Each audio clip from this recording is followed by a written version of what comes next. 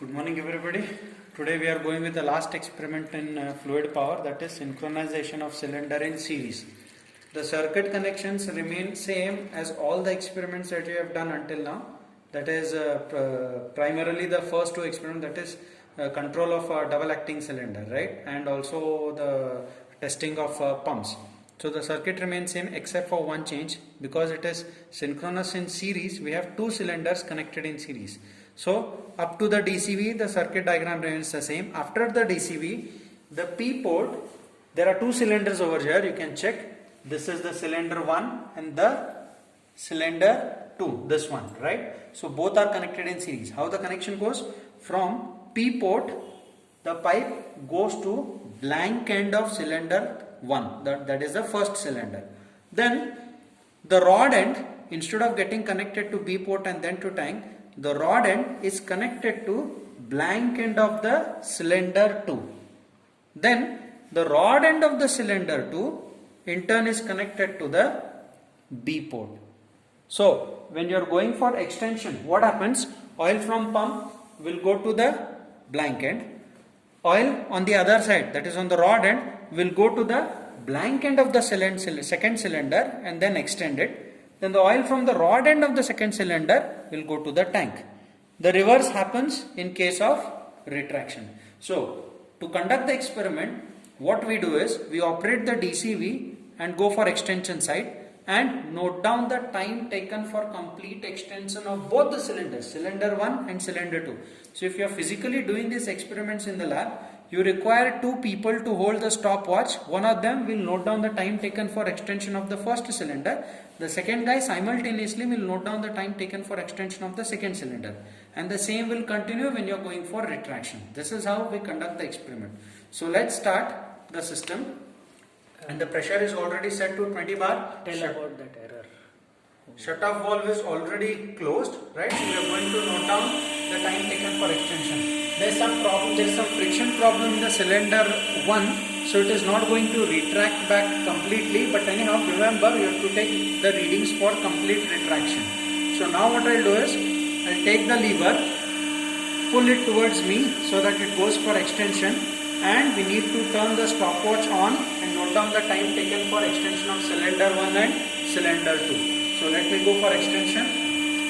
As it is extending, you note down the time taken for extension. Similarly, now I retract the cylinder. You have to note down the time taken for retraction of both the cylinders.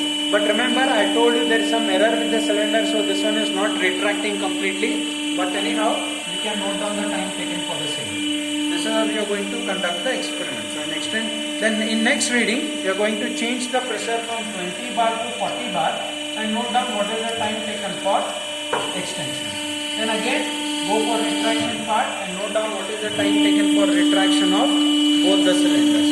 This way you are going to note down the readings for 20 bar, 30 bar, 40 bar, 50 bar and 60 bar and plot the graph of velocity versus pressure, or pressure on x-axis, velocity on y-axis, and plot the graph. That completes the conduction of the experiment. It's very simple. The last thing that I wanted to tell you is, suppose if both the cylinders are of same diameter and same stroke length, both the cylinders will get extended fully. Suppose both the diameters are same, but the stroke length of the first cylinder is 100 mm, assume.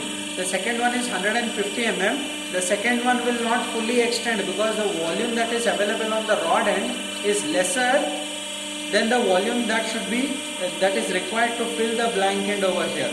The volume will be pi by 4 d square into stroke length of 100, where the volume required for the second cylinder will be pi by 4 d square into 150 mm. So we fall short of 50 mm volume, because of which this cylinder will not fully extend. Similarly, the other case also, if this is of greater stroke length and this is of smaller stroke length, full extension will take place. But probably this will not retract fully because volume available on this side is lesser during retraction and volume required over here is more. Right? So keep this point in your head. This is important one. But if both the diameter and both the stroke length are of same, then it's not a problem. both will extend and retract to the same length. Right? We are done with the experiment. We are stopping here for the video. So we will upload the readings, okay, in the Google class. You people can complete and submit it on Monday. There will be no explanation on Monday. So this is the last experiment of your fluid machines fluid power lab.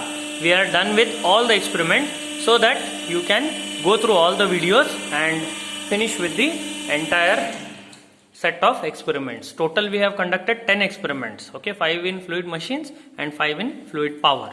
Okay, all the recordings are available on the Google class, and I have shared the links. Okay, so Monday you can complete the readings, draw the graph and complete the journal and submit. All those who have not completed the earlier experiments without fail must submit by Wednesday. So by next Wednesday every experiment must be submitted from your side, because we are going to evaluate the remaining experiments and finalize the marks. Thank you.